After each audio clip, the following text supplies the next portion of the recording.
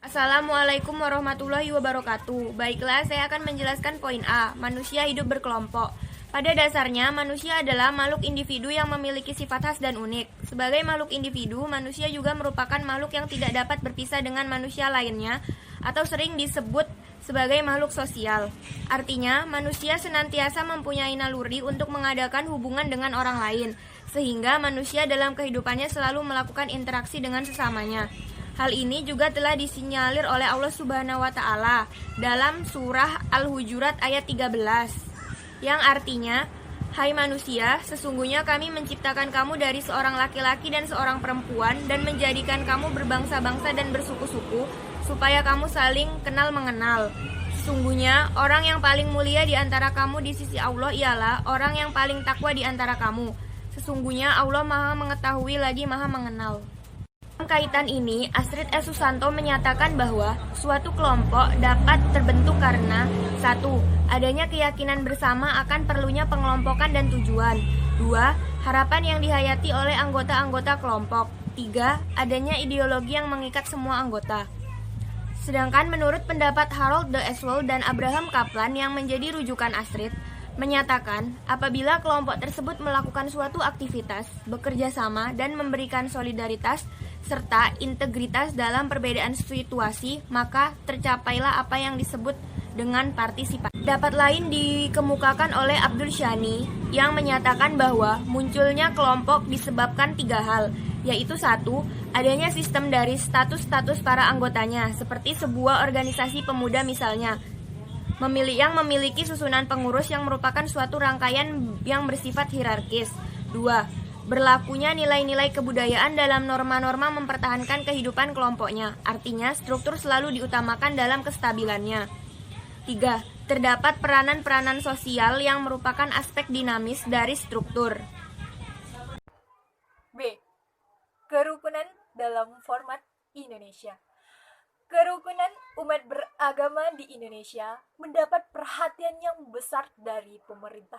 Hal ini terlihat dari beberapa regulasi yang diterapkan untuk mengatur masalah kerukunan tersebut.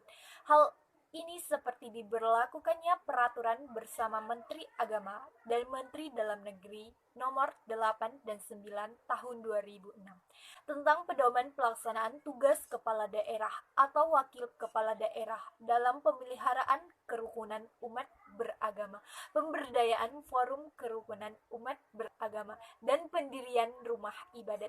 Menurut peraturan ini, bahwa yang dimaksud dengan kerukunan umat beragama adalah keadaan hubungannya sesama umat beragama yang dilandasi toleransi, saling pengertian, saling menghormati, menghargai kesetaraan dalam pengamalan ajaran agamanya, dan kerjasama dalam kehidupan bermasyarakat, berbangsa, dan bernegara di dalam negara Kesatuan Republik Indonesia berdasarkan Pancasila dan Undang-Undang Dasar Negara Republik Indonesia tahun 1945, Pasal 1 Ayat 1. Umat Indonesia kemajemukan diikat dengan ukhuwah basyariah atau persaudaraan berdasarkan rasa kemanusiaan, wataniyah atau persaudaraan berdasarkan rasa sebangsa, dan ukhuwah islamiyah atau persaudaraan seagama.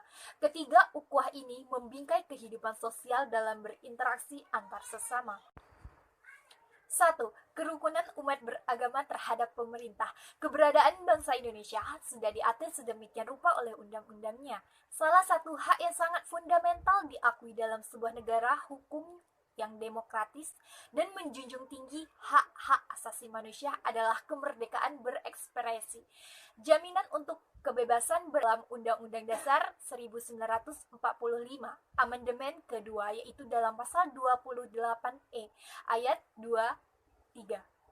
Adanya perundangan dan atau peraturan-peraturan tersebut berarti negara menginginkan masyarakat yang tertib, disiplin, dan taat aturan, sehingga terwujud masyarakat yang rukun, ramah, saling bertoleransi, dan saling menghormati. Kerukunan antara umat yang berbeda agama. Sebagaimana telah didasari bersama bahwa secara genealogis maupun sosiologis, bangsa Indonesia terdiri dari ragam bahasa, budaya, kelompok, aliran agama, ras maupun suku. Kondisi yang heterogen ini apabila tidak dikelola dengan benar dan bijak, maka rawan akan terjadinya gesekan, ketegangan, benturan maupun perselisihan antar kelompok yang berbeda termasuk perbedaan agama. Namun, sudah barang tentu semua orang yang berakal sehat pasti tidak menginginkan hal-hal yang tidak menyenangkan itu terjadi. Hal tersebut perlu dimaklumi dengan penuh pengertian. Bijaksana dan lapang dada, semua pemeluk suatu agama yang memiliki jiwa misionis, jiwa pejuang untuk berdakwah, pasti ingin agamanya bisa diterima dan dianut oleh warga masyarakat sebanyak-banyaknya. Seruan ajakan atau berdakwah dalam ajaran agama Islam atau agama apapun hendaklah mengikuti tata aturan yang diberlakukan di Indonesia.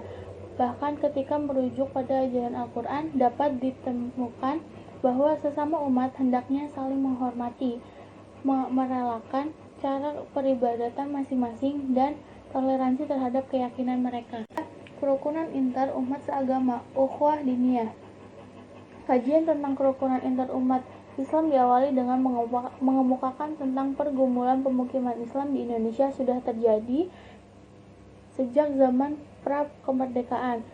Kehadiran Portugis Belanda ke Nusantara membawa misi utama, yakni koloni ekonomi, politik, dan agama. Meskipun tidak bisa dinilai gagal sama sekali, mereka tidak berhasil memenuhi target koloninya, namun justru memunculkan keadaan nasionalisme dan religius masyarakat.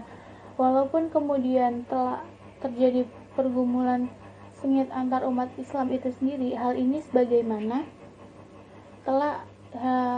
sebagaimana terjadi pergumulan di Minangkabau yang melibatkan antara penganut tarekat syariah bersama pemangku adat melawan menganut tarekat Naqsabandiyah bersama penganut Islam pembaharu yang dikenal dengan gerakan Padri di Jawa. Pergumulan melibatkan melibatkan kaum pembaharu modern yang diwakili Muhammadiyah melawan kaum tradisional kultur dan tradisional modern yang diwakili Nahdlatul Ulama. C. Wacana tentang perpecahan. Apabila merujuk pada suatu hadis, maka perpecahan umat Islam sudah diprediksi oleh beliau. Rasulullah SAW ini memberikan petunjuk bahwa akan terjadi fitnah perpecahan yang terjadi pada umat Islam. Tetapi Rasul Muhammad sebenarnya juga menunjukkan jalan keluarnya yang akan dapat menyatukan kaum muslimin, yaitu al-jamaah. Konsep al-jamaah atau menyatukan inilah yang seharusnya dijadikan pedoman untuk meredakan perselisihan dan perpecahan.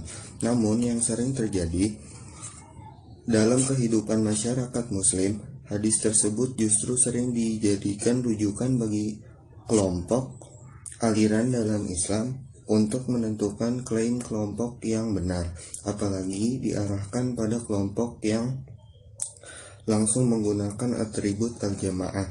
Interpretasi ini seperti ini hendaklah mulai dikurangi atau dihentikan, sebab klaim kebenaran bagi kelompok tertentu adalah bertentangan dengan ayat Al-Quran sendiri yang artinya, dan dia lebih mengetahui tentang keadaanmu ketika dia menjadikan kamu dari tanah dan ketika kamu masih janin dalam perut ibumu, maka janganlah kamu mengatakan dirimu suci.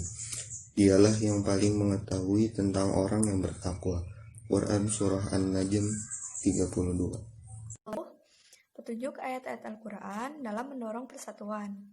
Dalam mempersatukan umat Islam, Allah Subhanahu wa Ta'ala melalui wahyunya telah mendorong, memotivasi, dan bahkan memerintahkan agar umat Islam meskipun berada dalam ragam budaya, adat istiadat, ras, suku, maupun bangsa.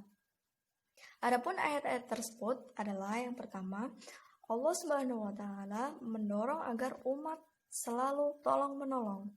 Seperti pada Quran Surat Al-Ma'idah ayat 2, أعوذ بالله من الشيطان الرجيم بسم الله الرحمن الرحيم وتعاونوا على البر والتقوى ولا تعاونوا على الإثم والعدوان واتقوا الله إن الله شديد العقاب, yang berarti dan tolong menolonglah kamu dalam mengerjakan kebajikan dan takwa, dan jangan tolong menolong dalam berbuat dosa dan pelanggaran.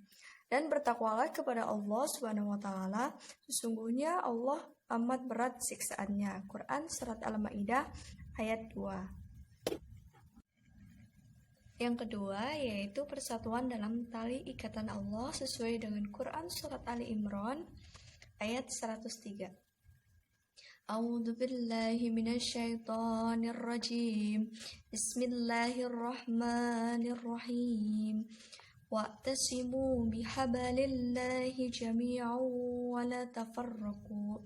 Wadhkuru ni'matallahi 'alaikum id kuntum a'da'an fa'alafa baina qulubikum bi ni'mati ihwana wa kuntum 'ala shafa hufratin minan nari fa'anqadhakum minha.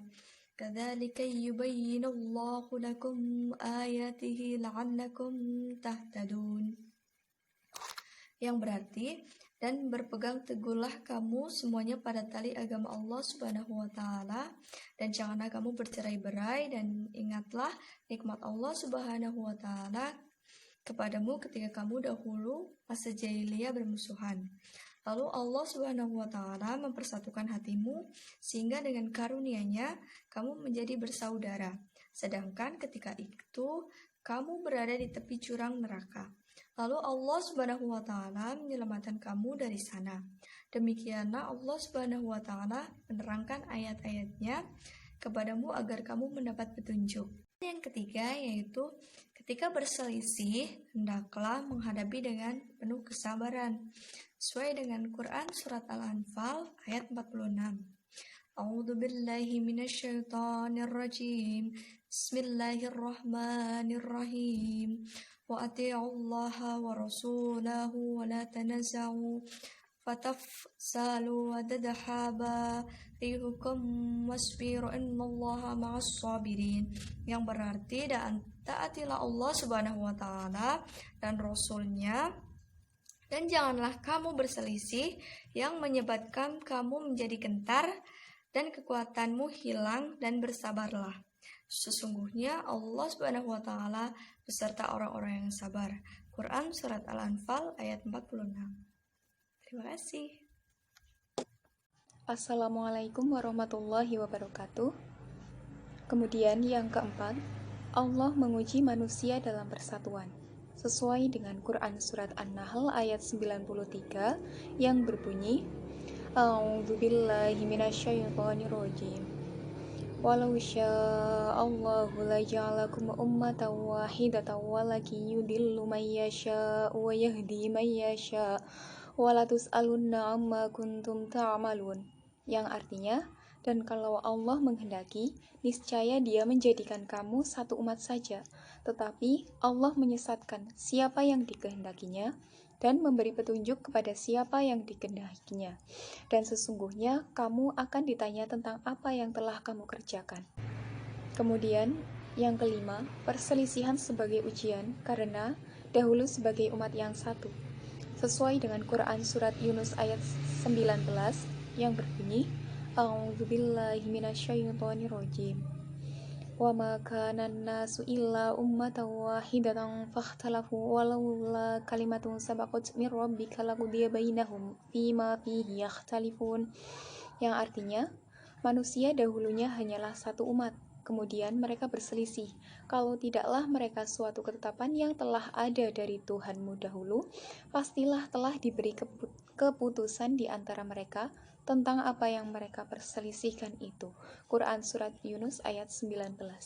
Kemudian yang terakhir, Allah memberikan jalan-jalan keselamatan sesuai dengan Quran surat Al-Maidah ayat 16 yang berbunyi, A'udzubillahi minasyaitonirrajim. yahdi bihillahu man ittaba'a ridwanahu subulas salami wa yukhrijuhum minadh-dhulumati ilan nuri bi'idnihi wa yahdihim ila siratim mustaqim. Dengan kitab itulah Allah menunjuki orang-orang yang mengikuti keridhoannya di jalan keselamatan. Dan dengan kitab itu pula Allah mengeluarkan orang-orang itu dari gelap gulita kepada cahaya yang terang benderang dengan seizinya dan menunjuki mereka ke jalan yang lurus. Quran Surat Al-Maidah ayat 16.